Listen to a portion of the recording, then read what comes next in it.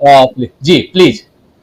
जी जी जी, मैं ये कह रही थी कि अगर सत्यपाल मलिक झूठ बोल रहे हैं, जैसा कि बीजेपी की ट्रोल आर्मी ने शुरू कर दिया है अपना काम, तो उन्हें तुरंत गिरफ्तार किया जाए, हिरासत में लिया जाए। और ये एक सरासर बहुत बड़ा राष्ट्रीय सुरक्षा का मुद्दा है, जिसके जिसके ऊपर एक व्यक्ति राज्यपाल रहा है जो 4 राज्यों का, वो बोल रहा है। और जो प्रशांत टंडन जी के साथ इंटरव्यू में उन्होंने कहा और करण थापर के साथ इंटरव्यू में कहा, तो उसमें देखेंगे कि कोई फर्क नहीं है। ऐसा नहीं है कि उन्होंने अलग अलग बातें कही है। इट मीन्स वो आदमी कंसिस्टेंट है, वो अपनी बात पे अटका हुआ है। ऐसा नहीं, आज जो बीजेपी की ट्रोल आर्मी बोल रही है दिमागी हालत ठीक नहीं है और ये नहीं है और वो नहीं है, तो ये दिमागी हालत ठीक होने वाला व्यक्ति अपनी बात के ऊपर रुक नहीं सकता। और वो भी मेरे ख्याल से 1 हफ्ते का गैप है आपके और करण थापर के इंटरव्यू में। तो ये चीज इनके ट्रोल आर्मी के बोलने से नहीं होगी। इसमें तुरंत प्रधानमंत्री को आकर आज रात ही 8 बजे राष्ट्र को संबोधित किया जाना चाहिए प्रधानमंत्री द्वारा। क्योंकि ये देखिए 2019 का आप माहौल याद कीजिए, उस टाइम क्या माहौल था। उस वक्त जो भी कर, अगर कोई सवाल उठाने में अगर ये भी पूछ ले रहा था कि भाई गाड़ियां आई कैसे, तो उसको भी देशद्रोही साबित किया जा रहा था। विस्फोटक से भरी गाड़ी के ऊपर कोई सवाल भी उठा रहा था तो उसको भी देशद्रोही साबित किया जा रहा था। मतलब कोई भी व्यक्ति बोलने से डर रहा था। और इसमें इसका राजनीतिक फायदा इस बेशर्मी के साथ उठाया गया था कि देश के प्रधानमंत्री चुनावी सभाओं में उन 40 शहीदों की तस्वीर पीछे लगा रहे थे, मंच पे लगा के। आज जो तस्वीर आप दिखा रहे हैं 40 शहीदों की, शहीद जवानों की तस्वीर, उनको मंच के पीछे लगाया गया था। और इसपे जो शायद कांग्रेस पार्टी ने ऑब्जेक्शन भी दर्ज कराया था चुनाव आयोग से, लेकिन कोई आज तक उसका कोई संज्ञान नहीं लिया गया कि भाई इस तरीके से आप शहीदों की शहादत को भुना रहे हैं अपने चुनावी फायदे के लिए। तो इसमें तो अब ये है कि देखिए, जो सतपाल मलिक कह रहे हैं मेरे हिसाब से सही कह रहे हैं। क्योंकि देखिए, कोई कहे ना कहे, जो राष्ट्र के जो समझदार अभी भी इसमें जिंदा है, जो जिनकी समझ अभी कुंद नहीं हुई है इस देश के अंदर, वो 2019 ही शक जता रहे थे इस पुलवामा के सारे घटनाक्रम के ऊपर। तो उसके ऊपर आज मोहर लगाई है बीजेपी के ही एक व्यक्ति ने। और इंतजार किया जा रहा था कि कोई बीजेपी के अंदर से आके बोले, बीजेपी के अंदर से बाहर आए और अंदर क्या षड्यंत्र चल रहे हैं उनका खुलासा करे। देखिए, ये सारा घटनाक्रम ये बताता है कि ये देश षड्यंत्रों और एक व्यक्ति के विम्स एंड फैंसीज, उसके दिमाग में जो आ जाता है, अच्छा हो चाहे बुरा हो, उसके अकॉर्डिंग ये देश चलाया जा रहा है, जो कि एक बहुत बड़े खतरे का सूचक है। मेरा ये कहना है कि इस वक्त तो जो विपक्षी एकता की जो बात हो रही है, वो ये अडानी के साथ साथ ये एक दूसरा बहुत बड़ा फैक्टर मिल गया है, ग्लो मिल गया है, जो फेविकॉल है, ये जो एक दूसरे से बांधेगा उनको। ये जो शहीद परिवार है, उनके परिवारों पे क्या बीत रही होगी। 40 परिवार, कम से कम 40 गांवों के बच्चे होंगे, वो सपूत होंगे, तो उनको उनके ऊपर क्या बीत रही होगी। देश का विश्वास हट गया है प्रधानमंत्री के ऊपर से। आप सेना का दूसरों को उपदेश देते हैं और आप सेना का उपयोग चुनावी फायदे के लिए करते हैं। ये अब तो यही आरोप लगाया जाएगा अगर प्रधानमंत्री सामने आके नहीं बोलते हैं, उनको बोलना ही पड़ेगा।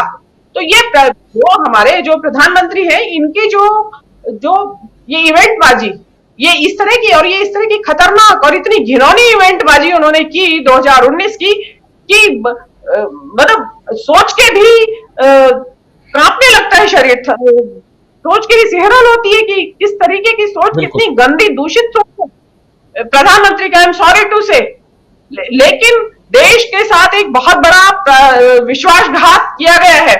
और जो अभी श्रवण जी बोल रहे थे कि 2024 में कम से कम कोई इस तरह की पुनरावृत्ति नहीं होगी, ये तो अच्छा ही हुआ। अब तो जो शुरू से लेके 2002 से लेके आज तक जितने भी घटनाक्रम या कांड हुए हैं, उन सब में षड्यंत्र की बू आती है। अब तो इस पुलवामा ने ये तय कर दिया है कि 2002 से लेके आज तक बहुत सारे षड्यंत्र हुए हैं, जिनका की जो प्रतिफल मिला उनको, वो उन्होंने आराम से भोगा उसको। But now your time is over. प्रधानमंत्री जी जी राजीव प्रधानमंत्री जी आप कह रहे हैं वो एक राजनीतिक बात नहीं है, जो पुलवामा को लेकर खासकर, वो एक राष्ट्रीय सुरक्षा से जुड़ा हुआ एक बहुत अति महत्वपूर्ण संवेदनशील मुद्दा है। तो उसको उसी परिप्रेक्ष्य में देखेंगे तो ये एक राष्ट्रीय सनसनी का भी विषय है, जिसकी कि न्यूज चैनल जो मीडिया है, वो गोदी मीडिया है, वहां से तो कोई गायब है ये खबर। वहां तो कोई इस चीज की खबर को लिया ही नहीं जा रहा है।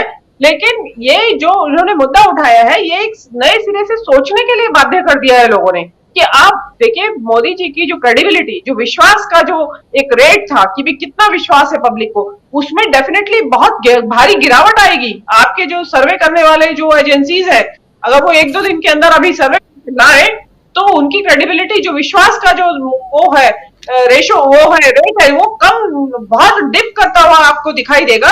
कि उसमें ये लगता है कि भाई प्रधानमंत्री नहीं, षड्यंत्र कर रहा है ऊपर बैठा हुआ व्यक्ति, तरह तरह की इवेंट बाजियां करता है इलेक्शन जीतने के लिए और सत्ता में बने रहने के लिए। ये एक बहुत बड़ा प्रश्न चिन्ह है। और उसमें साथ साथ प्रधानमंत्री की डिग्री विवाद के घेरे में है आजकल, जबरदस्त घेरे में। तो वो सारी चीजें मिलके एक बड़ी अच्छी रेसिपी बना देती हैं पब्लिक के लिए। राइट, सतपाल मलिक की बात देखिए, सतपाल मलिक का पास्ट में क्या रहा है, या बीजेपी के सदस्य रहे हैं, या उन्होंने क्या नहीं किया है। मैं ये कहती हूँ कि अगर इस दौर में अगर कोई व्यक्ति भाजपा के अंदर से ही निकल के और सच बताने की हिम्मत करने के लिए आगे आया है, तो उसके 100 खून माफ कर दिए जाने चाहिए पिछले। अगर, क्योंकि आज किसी को हिम्मत ही नहीं है सच बोलने की। आप बताइए, इतनी बड़ी लाइन है भाजपा के नेताओं की, बताइए कौन नेता निकल के आ रहा है अंदर से? कोई नेता अंदर से बाहर निकल के नहीं आ रहा है। अगर सत्यपाल मलिक बाहर निकल के आते हैं, तो उनका वो एक वास्तव में राष्ट्रभक्ति है उनकी, वो एक देशभक्ति है। और उन्होंने, मैं तो ये कहूंगी कि नमक का कर्ज अदा कर दिया है। क्योंकि जिस चीज के बारे में अभी तक हम केवल अटकलें लगा रहे थे कि पुलवामा तो कुछ तो झोल है, देखिए इसमें सतपाल मलिक का एक डायलॉग जो करण थापर के इंटरव्यू में इंपॉर्टेंट है, कि मोदी जी ने उसको ये भी कहा कि आप चुप रहिए, ये कुछ और चीज है। अब कुछ और चीज है, जो लाइन है वो बड़ी खतरनाक लाइन है कि कुछ और चीज है, वो हमारे शक को पुष्ट करती है।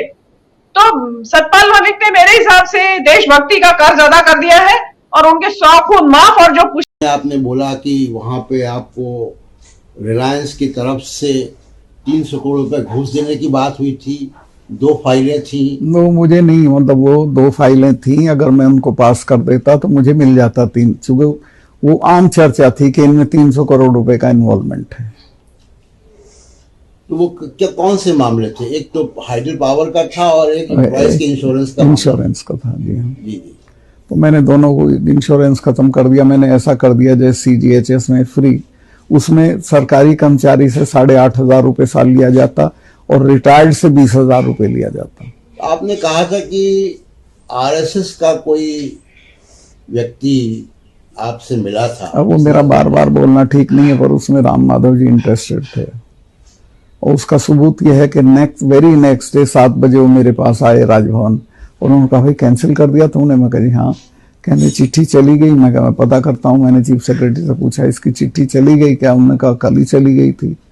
तो बड़े अपसेट हुए। उन्होंने कहा ऐसे कैसे इन्वेस्टमेंट आएगा ये वो? मैं कहा भाई इन्वेस्टमेंट आए या ना आए, मैं गलत काम नहीं करूंगा। इसमें खराबी ये है कि एक तो सरकारी कर्मचारियों को पैसा देना पड़ेगा, और दूसरे जो इसमें अस्पताल शॉर्टलिस्ट किए हैं 4-5, वो बिल्कुल 3rd ग्रेड अस्पताल हैं, मतलब इस लायक नहीं है कि उनके लिए लोग पैसा दें।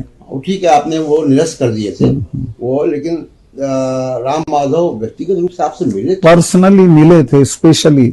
और ये कहा 7 बजे सवेरे, मैं नहाया भी नहीं था। अच्छा। और रिलायंस का वकालत किया? नहीं, रिलायंस का नहीं, इस डील का वकालत किया।